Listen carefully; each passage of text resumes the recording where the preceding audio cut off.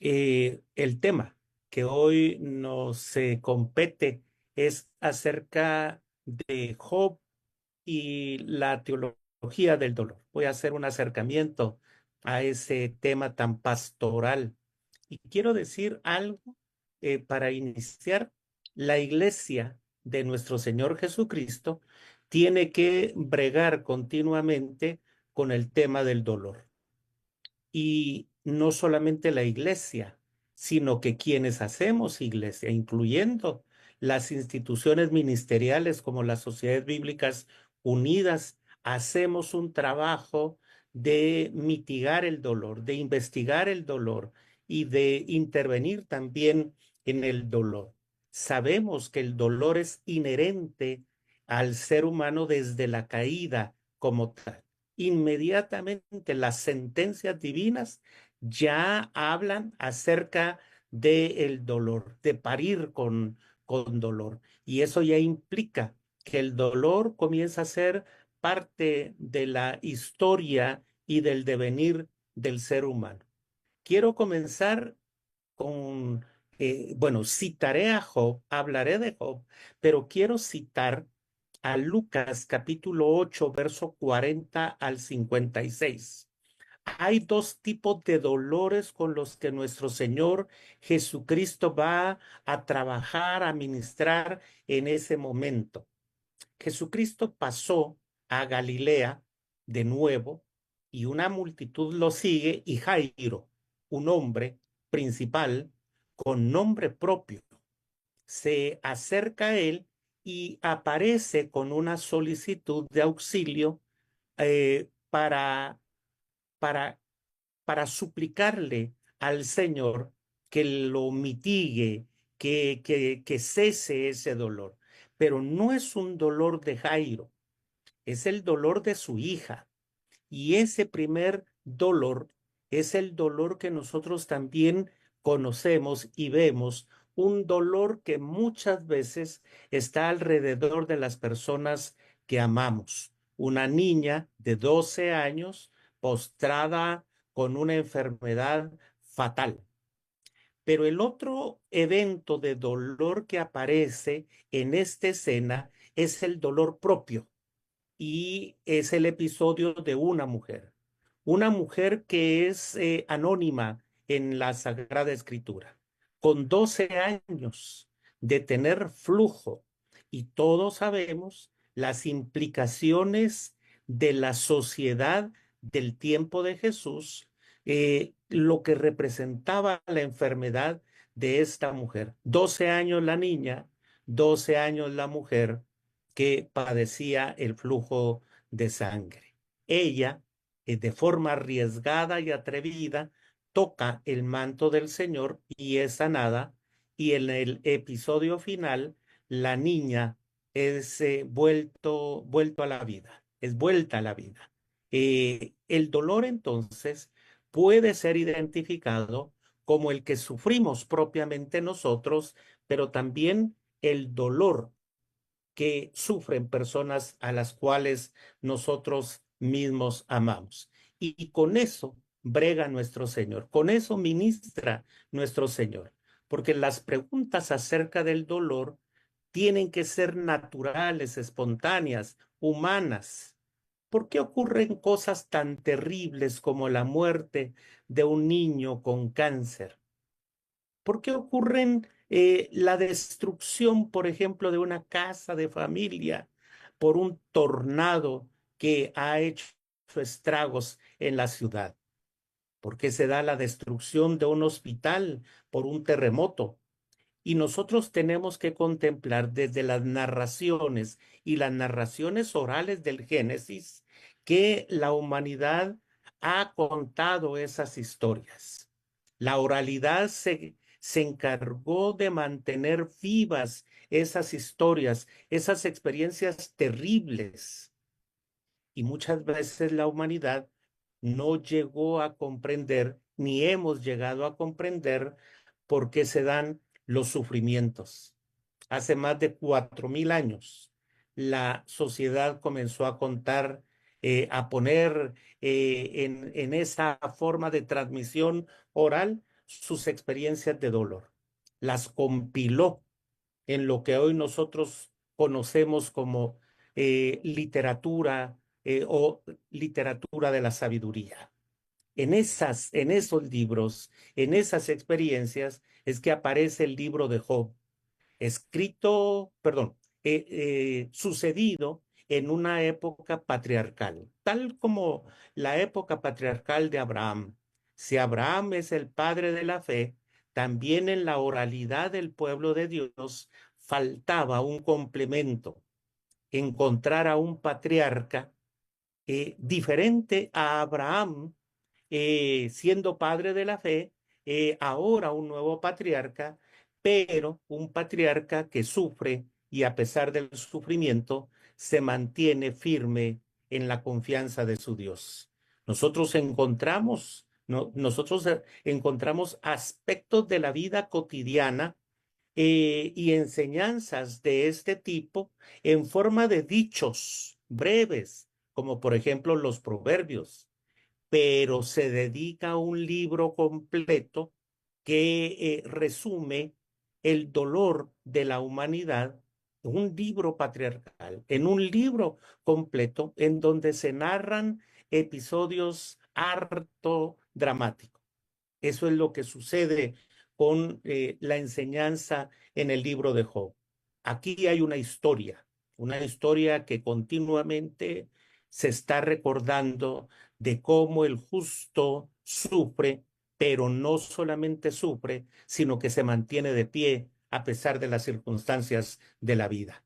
Esta literatura de la sabiduría buscaba contestar preguntas básicas relacionadas con estas experiencias humanas. En tiempos antiguos, la gente se preocupaba por las mismas cosas por las que nosotros nos preocupamos hasta el día de hoy. ¿Qué necesito tener o hacer para vivir una vida feliz y segura, libre del dolor? ¿Qué debo de hacer? ¿Es verdad que prosperaré si soy bueno y vivo de acuerdo a las reglas establecidas?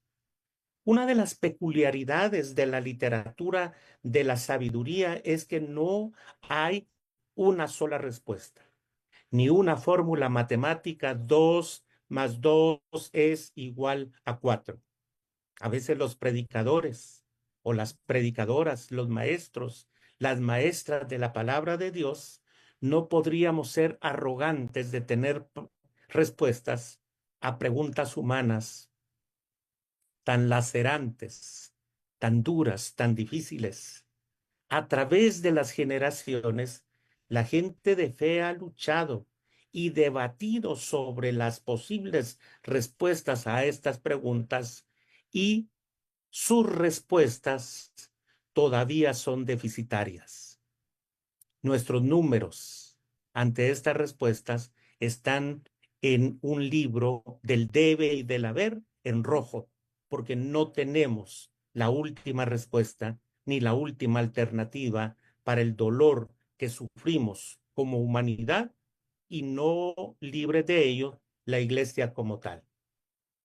En la literatura de sabiduría, en la Sagrada Escritura, se registra un continuo debate de la comunidad de fe acerca de lo relacionado entre la rectitud de la conducta y el éxito personal. Algunos de estos escritos, tales como los Proverbios, principalmente del capítulo 10 hasta el 22, reflejan una fuerte creencia de un sistema claro y preciso, asegurando que el seguir unas cuantas reglas básicas de conducta inevitablemente llevará a la prosperidad, pero ignorar estas reglas necesariamente llevarán a la ruina. Una prima de mi esposa murió prematuramente de cáncer. Una hermana, una señora joven de menos de 35 años.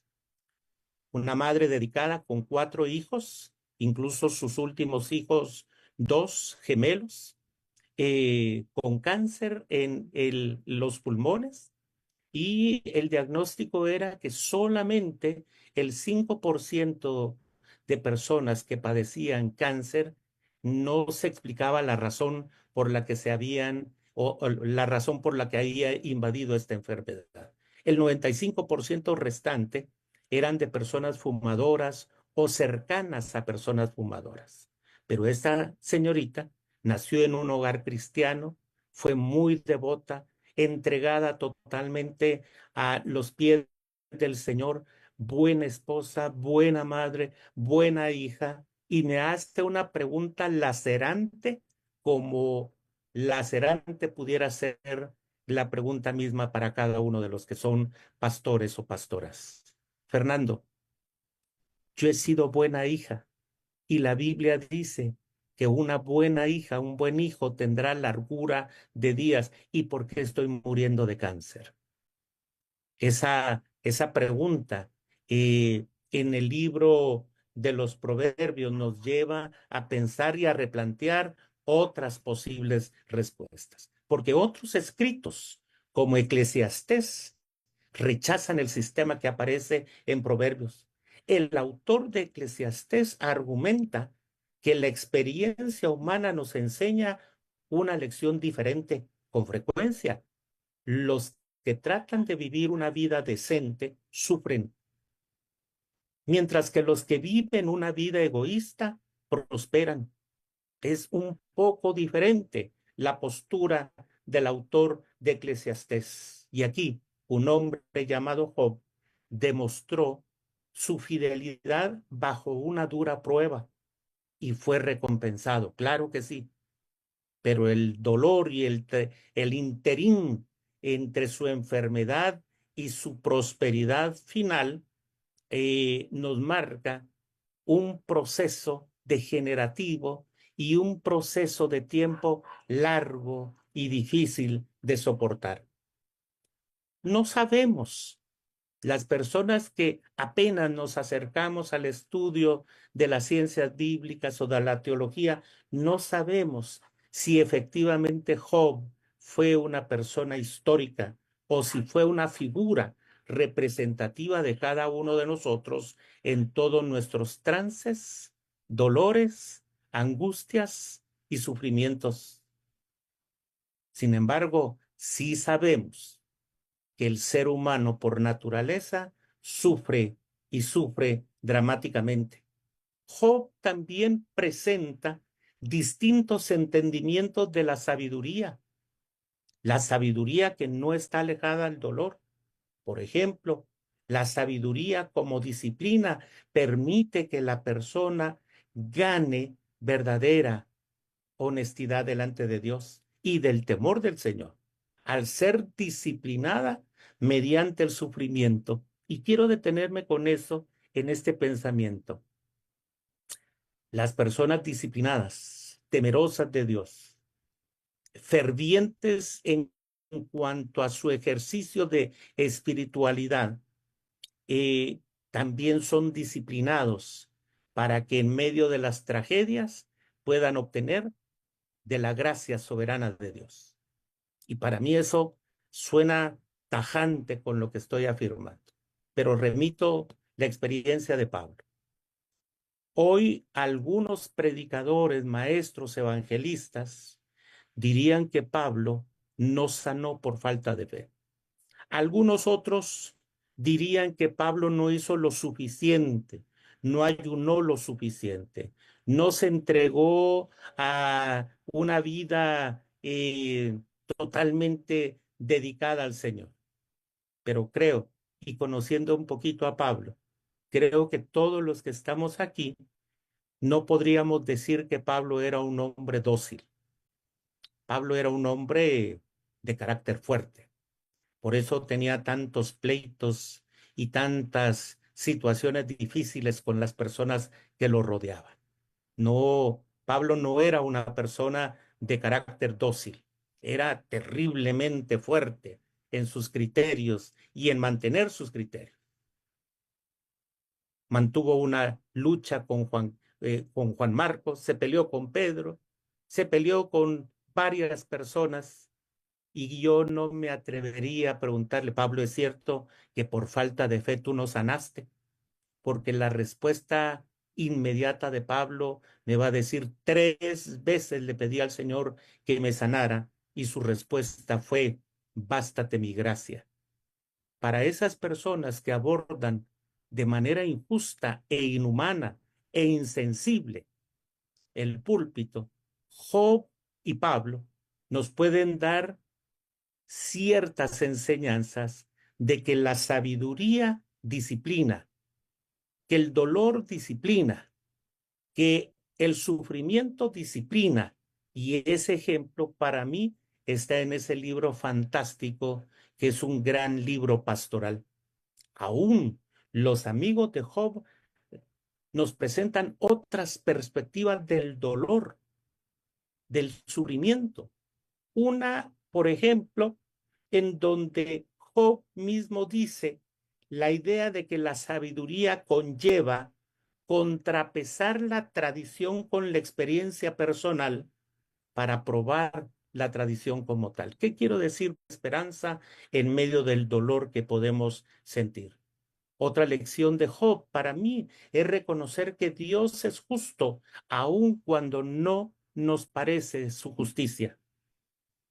Y vuelvo y lo repito, hay un libro del doctor Dodson dedicado precisamente a quien sufre de enfermedades o a quienes tienen parientes con enfermedades. Cuando lo que Dios hace parece que es ilógico. Y efectivamente, lo que encuentro en el Evangelio y en toda la tradición veterotestamentaria es que pareciera ser que Dios obra y opera y actúa de formas no lógicas para el ser humano, pero de bendición para nosotros. Prácticamente en Job tenemos la representación de una persona fiel, aún en medio del dolor. Un símbolo personal. Job es un ícono, pero no solo del sufrimiento. Job es un ícono del sufrimiento y de la firmeza que tiene a pesar del mismo dolor que está pasando en este momento. Job es un ícono no solo de manera personal, sino profundo de la tragedia humana. El Job de la poesía de este libro trata de entender lo que ha sucedido y lucha con lo que significa su sufrimiento respecto a Dios. Son preguntas existenciales que los biblistas intentan responder por qué sufre el justo. Pero también la pregunta es por qué sufre el justo y aún se mantiene firme delante de Dios. Fíjense, hermanos, que Job se refiere a Dios como si Dios tuviera 2 personalidades en su libro. Un Dios con 2 personalidades distintas. Por una parte está el Dios que Job conocía y adoraba, el Dios cuya compañía todavía desea, espera y anhela. Pero por el otro lado está el Dios malicioso que vigila todo el tiempo esperando la oportunidad de hacerle sufrir. El Dios del que él quiere desesperadamente esconderse. Por supuesto, Job quiere reconciliar los 2 rostros de Dios, pero no sabe cómo hacerlo porque no ha comprendido a cabalidad todo aquello que ha estado sucediendo en su vida. Principalmente la historia de Job es una historia muy penosa que representa los serios interrogantes acerca de ese sufrimiento, pero también de la perseverancia.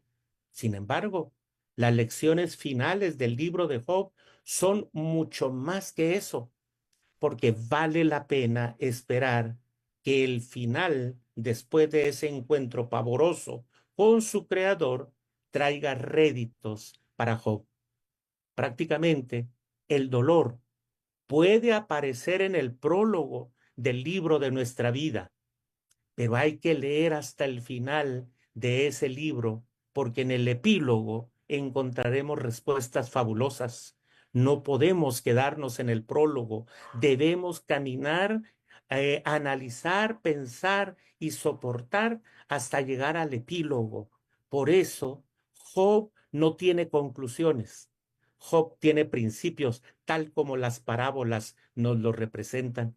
¿Se ha percatado que la parábola no tiene conclusiones?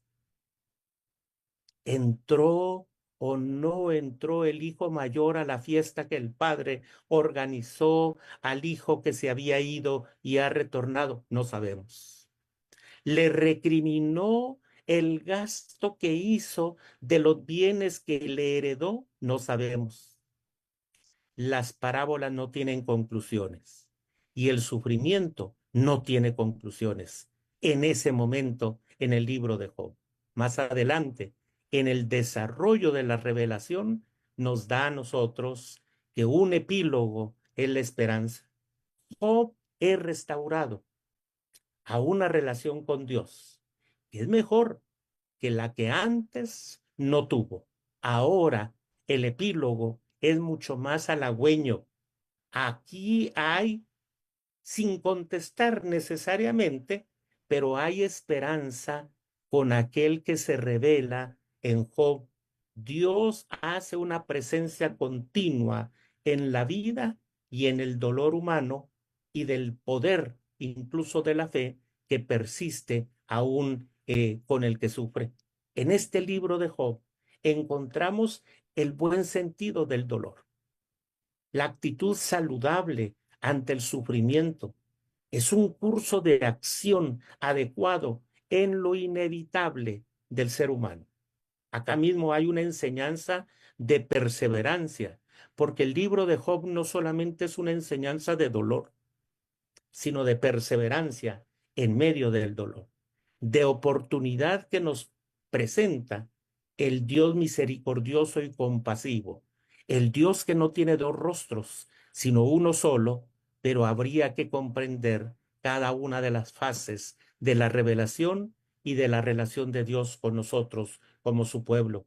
Este es el verdadero sentido del Emanuel, no como una figura exclusiva de la encarnación, sino de la presencia continua del Dios que se revela con su pueblo y que le acompaña. El Emmanuel es la presencia de un Dios que está con su pueblo, cualesquiera que sea la circunstancia. A veces se ha presentado en nuestros púlpitos o en nuestras cátedras un Dios que está con nosotros en la bonanza, en la salud, en la alegría, pero se nos presenta muy pocas veces el Dios que nos acompaña en el dolor. Han, Me han dado muchas ganas de preguntarle a Ezequiel, ¿dónde está Dios cuando el pueblo sufre en el martirio de la inmigración? ¿Dónde está Dios? ¿Dónde está Dios cuando su pueblo está en el exilio? Y saben que Ezequiel me dice desde el primer capítulo, aquí con nosotros, junto al río Quebar, aquí está Dios, aquí se está revelando. Dios no se quedó enquilosado en el templo de Jerusalén, que por cierto guarda ruinas. Dios está con su pueblo aquí en tierra ajena, que sigue siendo tierra de Dios. Aquí está Dios en cultura ajena, pero en donde Dios se revela también. Aquí está con el que nos subyuga, pero Dios está allí para socorrernos y para librarnos. Job, como libro escrito entre poesía y prosa, es un libro de dolor, pero también de esperanza y de ocasión de servicio para animar al que sufre y al que está en procesos difíciles. La pregunta es, ¿por qué surge este libro? ¿Para quiénes va surgiendo este libro? ¿Cuál es el propósito? ¿Cómo pensar bien de Dios en medio del sufrimiento? Por favor, lo repetiré. ¿Cómo pensar bien de Dios en medio del sufrimiento? Y creo que los biblistas tienen bastante razón cuando se nos dice que al contar esas historias de sus patriarcas y conocer a Abraham, a Isaac, a Jacob, no podía hacer falta, no estaba escrito que solamente de estas personas le hablaran al pueblo en el desierto. Era urgente y necesario hablar también de un Dios que está con su pueblo, aún en medio del dolor. Y yo quiero mm, contarles, decirles 5 principios devocionales que interpreto del libro de Job para nosotros, para mí, para mi familia en particular. Para mí el primer principio, el dolor no siempre es un castigo por el pecado. De eso lo acusaban los amigos de Job, ¿verdad? Tiendo a culparme cada vez que experimento las adversidades de la vida, porque muchos púlpitos me han engañado. Asocio el sufrimiento con el pecado, la insensatez y las malas decisiones. Cuando llegan las pruebas, mi respuesta automática es que hice mal, como pequé. Sin embargo, el sufrimiento no siempre es la acción disciplinaria de Dios. Al pasar, vio a un hombre ciego de nacimiento y sus discípulos le preguntaron, Rabí, ¿quién pecó? ¿Este o sus padres para que naciera ciego? Porque no solamente, miren, en el tiempo de Jesús era como en el tiempo cuando yo fui niño y adolescente en mi pueblo. En mi pueblo, las personas morían solamente de 2 causas. No había más. En mi pueblo la gente preguntaba, ¿y de qué murió don Rufino? Murió de viejito. Y la otra razón por la que moría la gente en mi pueblo era algo raro le dio, algo raro le dio. Eran las únicas 2 razones que daban por la muerte de una persona en mi pueblo. Murió de viejito. Y la otra, algo raro le dio y por eso se murió, ¿verdad? Bueno, aquí encontramos que para muchas personas el pecado, o perdón, la enfermedad solamente era por 2 razones. ¿Quién pecó, Señor? ¿Este o sus padres? Y la respuesta de Jesús es bastante tajante, taxativa, firme, humana, pastoral, que nace del corazón de nuestro Señor. No pecó este ni sus padres, sino para que las obras de Dios se manifestaran en él. Job sufrió no porque hubiera cometido un pecado específico. Dice Job 1:8, y Jehová dijo a Satanás, ¿no te has fijado en mi siervo Job? Que no hay otro como él en la tierra, varón perfecto y recto, temeroso de Dios y apartado del mal. Cuando enfrentamos dificultades, debemos examinarnos para corregir cualquier conducta o pensamiento erróneo, pero cuando sufrimos, no siempre es la disciplina de Dios.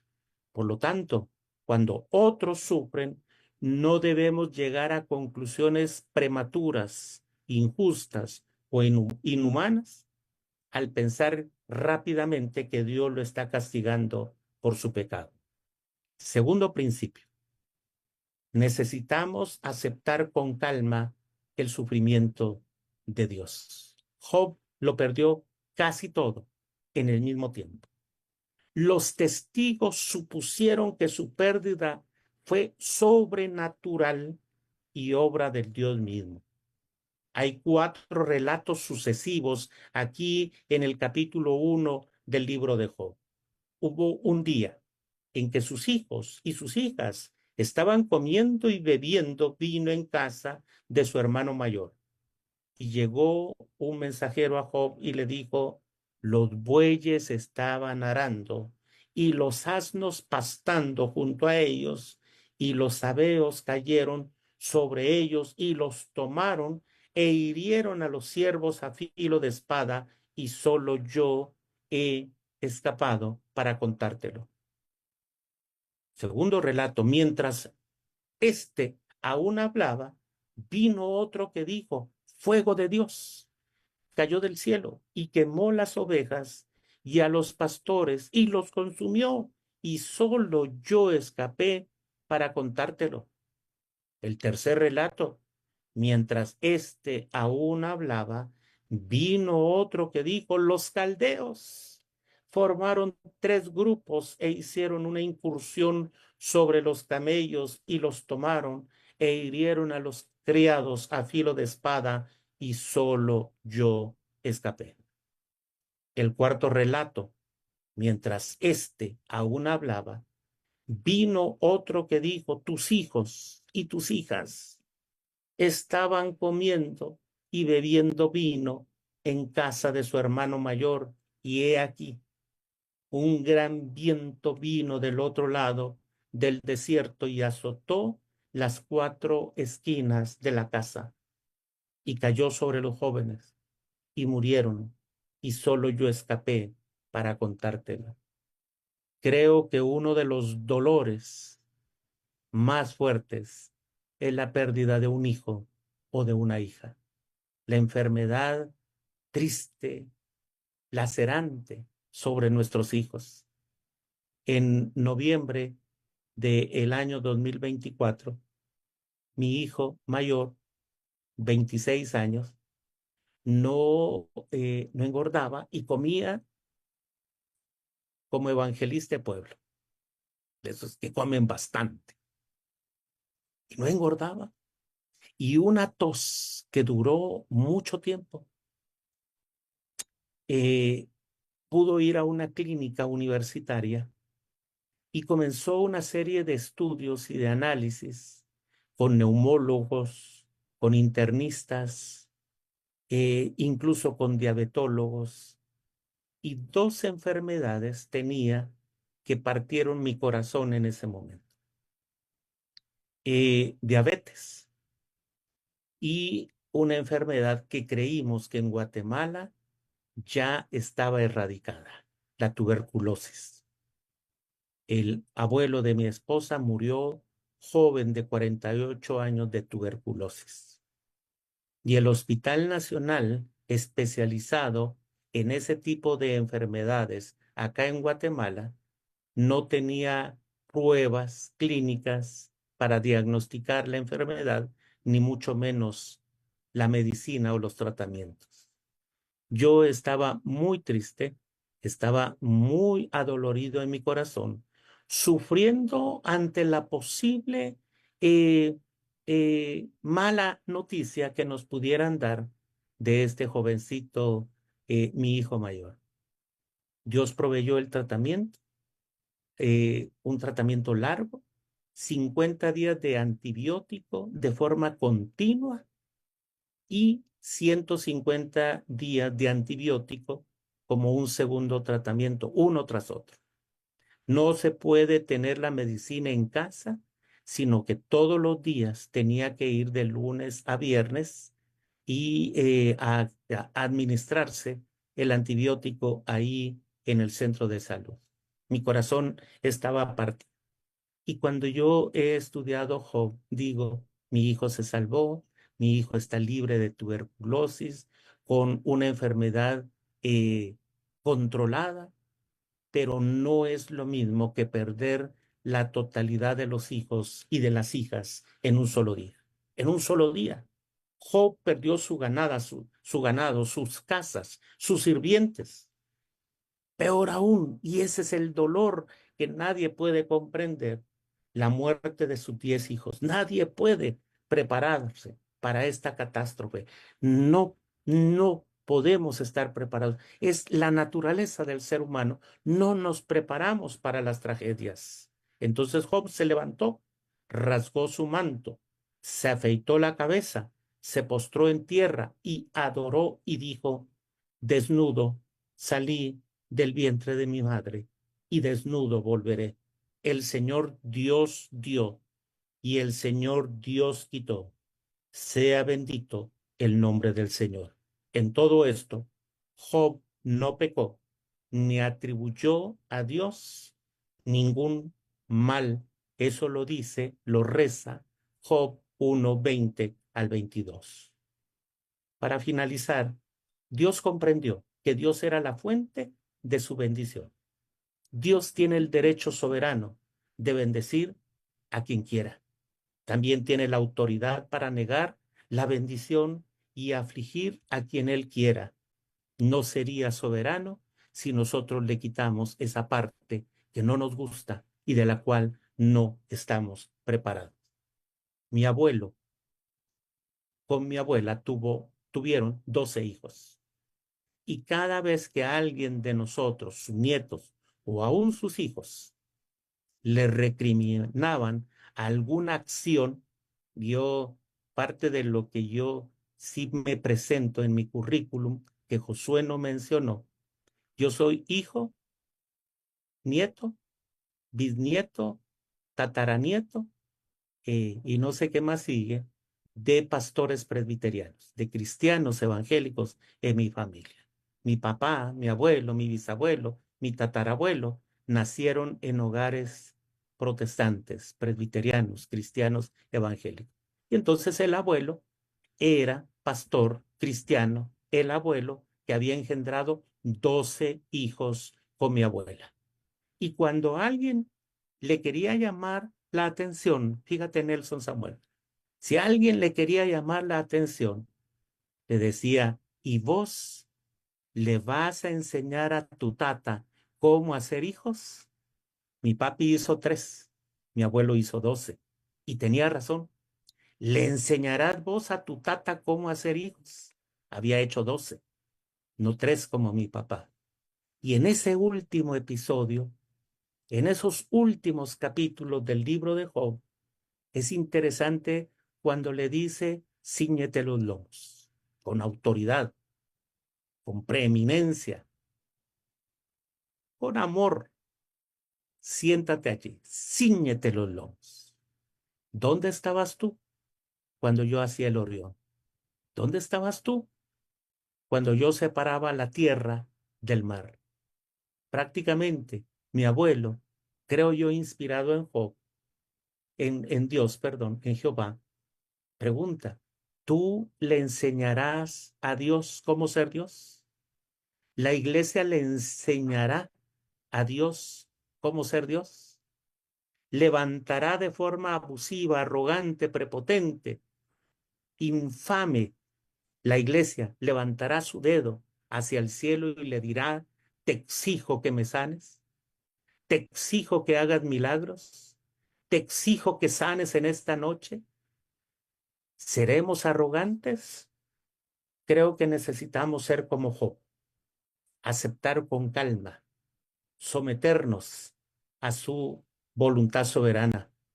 Podemos expresar nuestro dolor a Dios a través de la oración y desgarrar nuestra alma delante de Él, pero no ser abusivos, ni prepotentes, ni arrogantes de enseñarle a Dios lo que Él debe de hacer en su soberanía y en su voluntad. En esa última idea, la pregunta de Job es incisiva.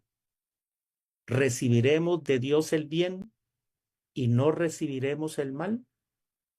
Insisto, en todo esto Job no pecó con sus labios, sino que se mantuvo firme, justo y limpio delante del Dios que le acompañó aún en medio del dolor.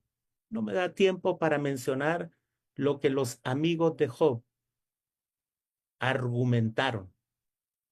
Solo quiero decir esta frase. Le llamaron necio porque le decían algún pecadillo debe de tener escondido. Y Job decía que no. Le llamaron necio, pero se mantuvo firme a pesar de las circunstancias. Ni siquiera la esposa de Job le comprendió ni fue creyente al desconocer al Dios que había permitido el sufrimiento, pero que nunca abandonó al mismo Job el Job de la Sagrada Escritura, y que en medio de esa poesía y en medio de esas tradiciones orales nos enseñan que el sufrimiento puede estar tocando nuestra puerta, pero que también el Dios que acompañó a Job es el Dios que nos acompaña a nosotros, cualesquiera que sean las circunstancias. En el mundo tendréis aflicción, pero allí hay una coma, no es un punto y final. La gramática también es teológica. En el mundo tendréis aflicción, coma, mas confiad, yo he vencido al mundo. Que Dios esté con ustedes y con todo el ministerio de la Sociedad Bíblica, que también consuela, da esperanza, da aliento, da una segunda oportunidad y llega al idioma del corazón de las personas. A ellos nos mandó el Señor a ministrar y esa es nuestra misión como sociedad bíblica. Amén. Gracias, don Fernando. Realmente ha sido una exposición muy interesante y estoy seguro de que ha despertado muchas preguntas. Y ya quiero escuchar a nuestro compañero Abraham con las preguntas que ha estado recibiendo de las personas. Pero antes vamos a ver dos videos de dos diplomados que empiezan el día de mañana. Ronald, por favor. Las Sociedades Bíblicas Unidas presenta el Diplomado Internacional en Ciencias Bíblicas. Aprenderás herramientas científicas de la formación del texto de la Biblia, que te permitirá valorarla desde su cultura, historia y contenidos. Inicio 3 de mayo. Se estudia todos los sábados según el horario de tu país. Contamos con los mejores docentes de Latinoamérica, especialistas en Biblia y ciencias bíblicas. El diplomado cuenta con un campus bíblico virtual. Puedes estudiar en tiempo real o manejar tus propios horarios. Serán certificados por las Sociedades Bíblicas Unidas. Informes e inscripciones: Facebook, Sociedad Bíblica de tu país. Súmate a nuestra comunidad de estudiantes, Sociedades Bíblicas Unidas, Campus Bíblico Virtual. Las Sociedades Bíblicas Unidas presenta el Diplomado Internacional en Herramientas para el Liderazgo Pastoral y Ministerial. Equipa tu liderazgo para una gestión eficaz, formando equipos y estrategias para el crecimiento ministerial. Inicio 3 de mayo. Se estudian todos los sábados según el horario de tu país. Contamos con los mejores docentes de Latinoamérica con grados académicos. Recibirás tu acceso al campus bíblico virtual. Puedes estudiar en tiempo real o manejar tus propios horarios. Serás certificado por las Sociedades Bíblicas Unidas. Informes e inscripciones: Facebook, Sociedad Bíblica de tu país. Súmate a nuestra comunidad de estudiantes, Sociedades Bíblicas Unidas, Campus Bíblico Virtual. Bueno, entonces empezamos mañana dos diplomados, el de Ciencias Bíblicas y el de Herramientas para el Liderazgo Ministerial. Si usted no se pudo inscribir, le vamos a dar acceso a la primera clase en forma gratuita y vamos a compartir allí en el grupo del chat. Ahí hay un enlace para que puedan unirse a un WhatsApp donde vamos a enviar el link de acceso para la clase del día de mañana. Así que los que no han podido inscribirse tienen el chance todavía de hacerlo y de participar en la primera clase. Continuamos con las preguntas con nuestro hermano Abraham Márquez. Gracias, hermano Pablo, doctor Fernando, como siempre poniéndonos a pensar y a meditar en muchas facetas que muchas veces no se pueden apreciar a simple vista. La primera pregunta para, de alguna manera, resumir lo que usted expuso, el tema de la retribución divina, el le das a Dios y Él te da. Estamos inmersos, hay que decirlo, en una tendencia eclesial a enfatizar el no sufrimiento. Eso es para los malos, o peor aún, ¿no? Esto es para los sin fe. La doctrina del honrado y el malvado, del justo y del injusto, que muchas veces, como usted decía, tiende hacia la retribución. Esto nos plantea un problema serio cuando vemos que la justicia en el texto bíblico, pues no siempre funciona así, y que en ocasiones es hasta aparentemente contradictoria en algunos casos, ¿no? ¿Cómo contrarrestar desde este momento de quiebre profundo que tienen las personas cuando están sufriendo a estas expresiones que responden lo que no se les pregunta y buscan hallar un Dios temerario en lugar de un Dios de gracia? ¿Cómo explicar una mala interpretación como por ejemplo todas las cosas ayudan a bien, ¿no?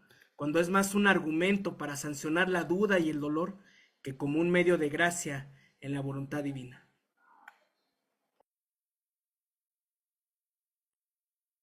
Lo primero que quiero mencionar es que la iglesia evangélica cristiana de América Latina, yo creo que también de otros lugares, pero de América Latina, tiene más que teología, tiene clichés. Eh, Vayan a funerales y en los funerales tenemos clichés que a veces son contradictorios. En Guatemala decimos cristiana resignación, pero yo siempre he pensado que si es cristiana, no es resignación, porque el cristiano tiene esperanza. Y si es resignación, no es cristiana, porque la duda no prevalece en esos periodos de la muerte, por ejemplo. Entonces, tenemos más clichés que argumentos bíblicos. En segundo lugar, bueno, y la frase que tú mencionaste, Abraham, todo tiene un propósito, sí, pero la persona más que escuchar eso quiere entender argumentos. Y entonces me lleva a una tercera parte de la respuesta. ¿Quién nos ha dicho a nosotros? Yo, pues claro que voy a tratar de responder que el cristiano, la cristiana, el pueblo de Dios no sufre. Eso sería negar absolutamente el sufrimiento de nuestro Señor Jesucristo, la agonía del Getsemaní. Acabamos de pasar una época importantísima para el cristiano, como es precisamente celebrar no la Pascua judía, sino al Cordero Pascual del Evangelio de Juan. Ese Cristo que fue el Cordero Pascual, que murió, pero también resucitó, que sufrió, pero también nos dio la esperanza de que el dolor, la angustia y el sufrimiento y aún la muerte son etapas que serán eliminadas, aniquiladas, superadas. Y esa es la esperanza que nosotros tenemos. Ahora, una última parte de la respuesta. Esa tarea pastoral es y debe salir del contexto del texto, valga la redundancia. No debemos de acudir a las frases cliché, sino lo que nos enseña la palabra de Dios. Una de las cosas que podemos, voy a usar una palabra que en teología significa una cosa, pero en psicología y otras ciencias afines puede significar otra cosa. La necrofilia, que no solamente es amor a la muerte, sino la falta de comprensión que la iglesia es predicadora de la vida y de la vida en abundancia, no de la muerte, esos lutos prolongados en nuestras iglesias. Voy a poner un ejemplo. Según las estadísticas en Guatemala, el viernes de crucifixión hubo procesiones de esas que cargan con andas pesadísimas, turnos de 120, 140 personas cargando 100, 200 metros, esas andas con imágenes de Cristo de la crucifixión por largas horas. Algunas de esas procesiones salieron a las 12 del mediodía y entraron a la 1, 2 de la mañana. Entonces la estadística dice que participaron solo en la ciudad de Guatemala más de 2.5 millones de personas. Muy bien. Esas personas que conmemoraban la muerte de nuestro Señor, ¿dónde estaban el domingo de resurrección? No estaban. ¿Por qué? Porque la sociedad y parte de la iglesia es necrófila, amante de la muerte, lutos prolongados, frases sin sentido, falsas esperanzas en medio del dolor. Pero el domingo de resurrección, pocas iglesias abrieron sus cultos a las 5 de la mañana o 6 de la mañana para gritar con toda euforia, Cristo vive, Cristo resucitó. Ese es el contraste de nuestras iglesias y también de nuestra cultura. Visto desde esa manera, aplicado a un evento tan relevante y del que tanto se ha hablado como es la cruz de Cristo, qué importante tomar nota de lo que nos ha mencionado. Profesor, el papel del acompañamiento pastoral desde los amigos de Job, entre el señalamiento, la culpa, la descalificación y diría el juicio temprano. En un ejercicio de consejería pastoral, en un examen de consejería pastoral, definitivamente reprobarían de todas. Y esto, a manera de modelo para nuestra labor pastoral, inevitablemente nos obliga a preguntarnos, ¿dónde descansa el principal fallo, considerando que aparentemente es gente bien intencionada? Es decir, repiten solamente las escuelas, los modelos de pensamiento que pues predominaban en la época, ¿no? Y lo más importante, ¿cómo evitar este tipo de fallos que todavía muchas veces nos siguen acompañando cuando queremos dar una explicación y terminamos más bien emitiendo un juicio? Bueno, Abraham, responderé un poquito como pastor esa pregunta. Uno de los grandes peligros de los pastores o de quienes hacemos acompañamiento en medio del dolor es pretender tener todas las respuestas.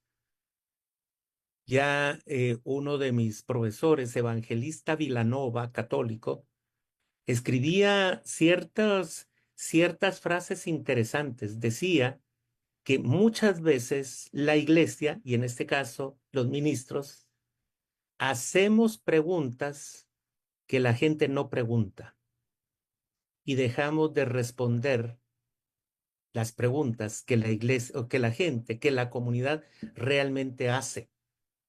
Entonces, en primer lugar, pretendemos en medio de la arrogancia saber todas las respuestas o tener todas las respuestas cuando no es así.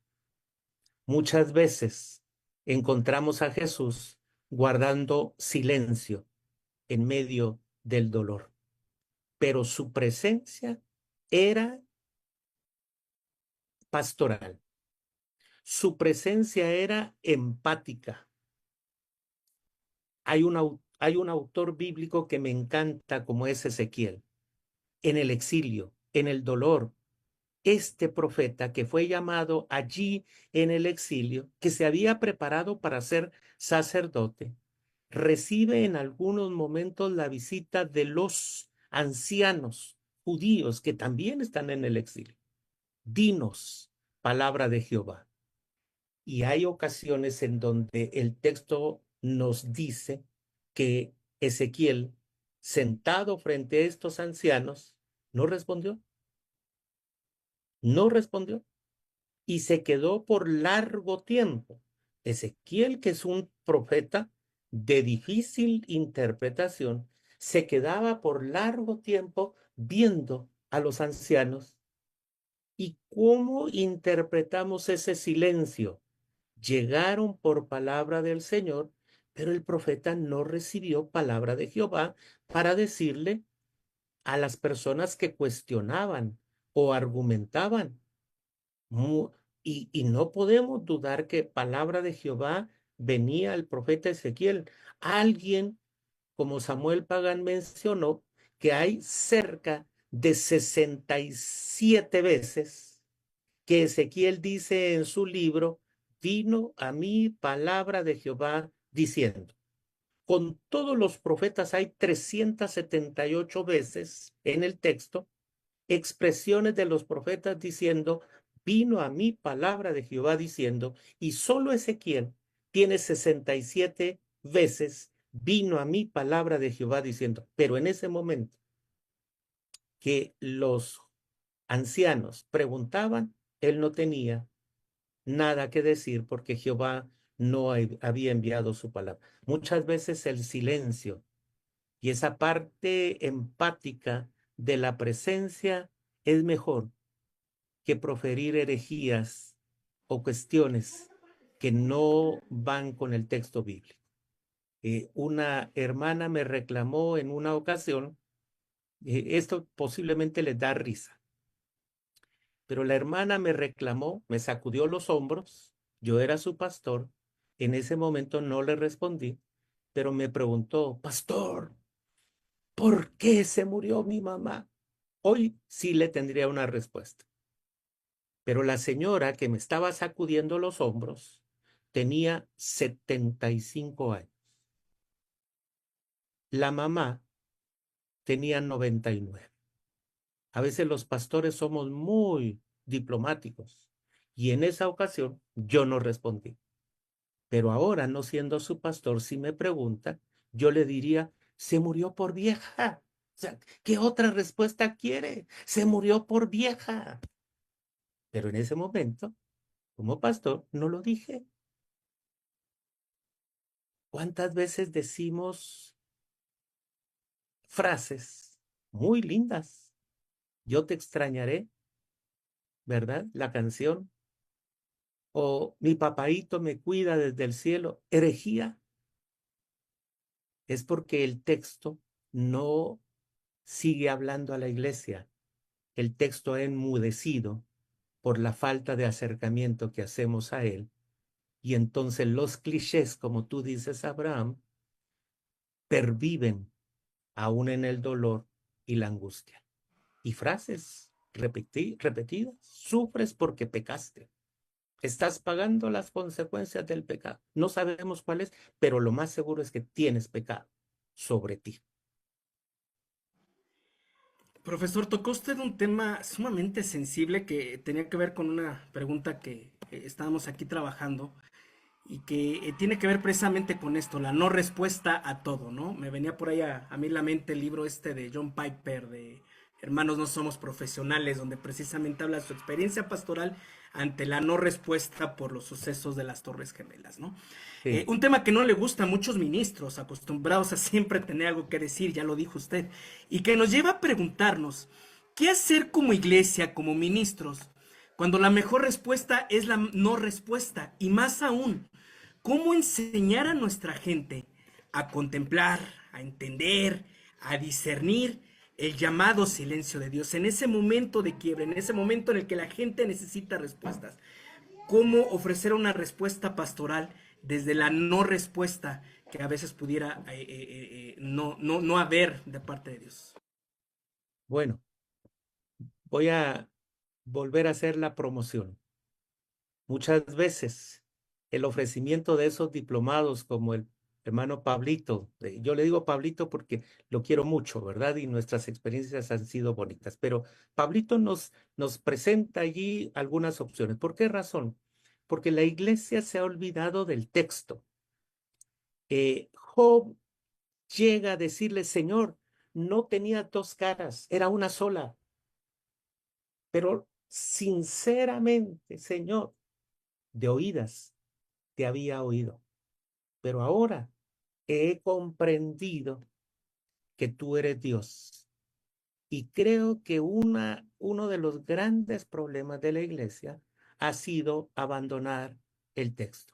Sudamérica tiene la experiencia de grandes teólogos y biblistas que nos enseñaron a recuperar o hacer, más que todo hacer, una iglesia con mentalidad teológica. Porque cuando nosotros, si pudiéramos tener 3 ladrillos que fundamentan nuestro edificio eclesiástico, yo pondría el primer ladrillo diciendo que la Biblia es el fundamento de todo.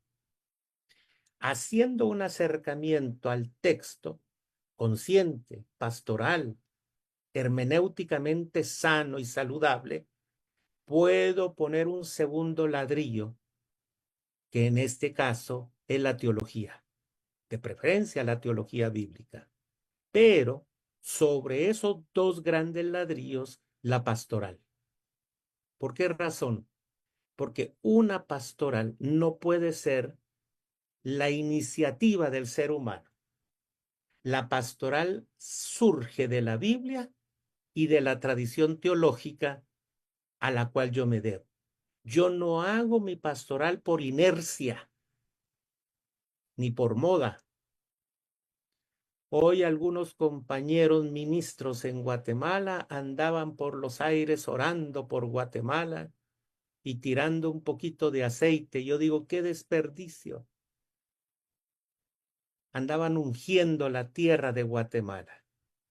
Y a veces lo que nosotros necesitamos es la unción del Espíritu para que las personas, primero las que decimos que somos cristianos, seamos cristianos y éticos, para que entonces influyamos en la sociedad. ¿De qué vale tener 50% de cristianos evangélicos en Guatemala si la violencia se ha multiplicado, los robos, la corrupción?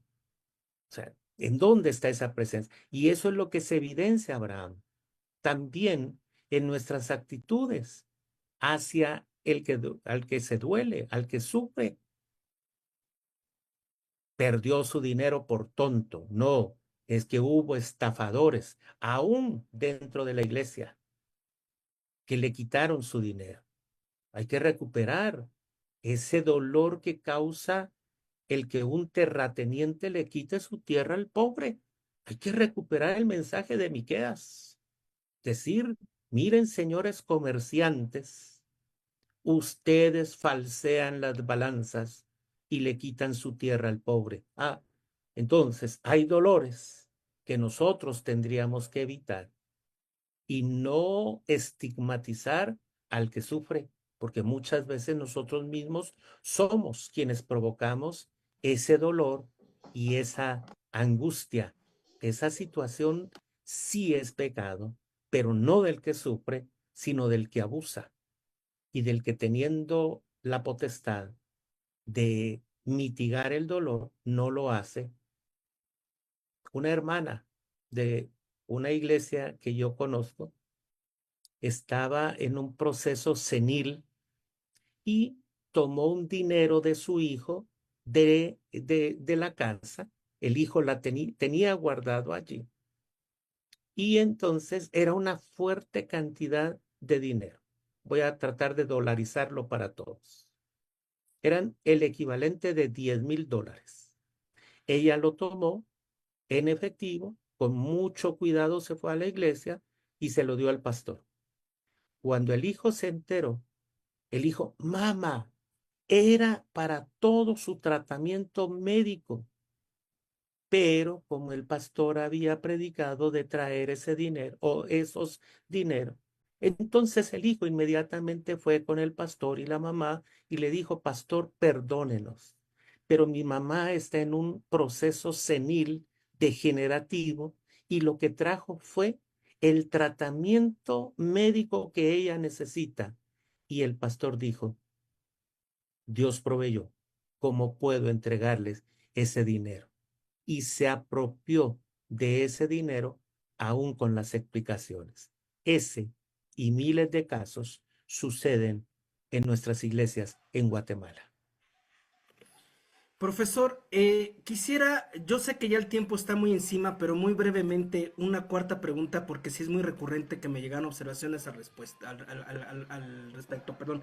La queja de Job, el pleito de Job, el desacuerdo de Job y la osadía de expresar las emociones ante Dios. Otra vez, ¿no? Un tema que se ha censurado mucho en las iglesias. Y se ha llegado a preguntarse si temía y respetaba Job al Señor, ¿no? Si se reveló ante una soberana voluntad.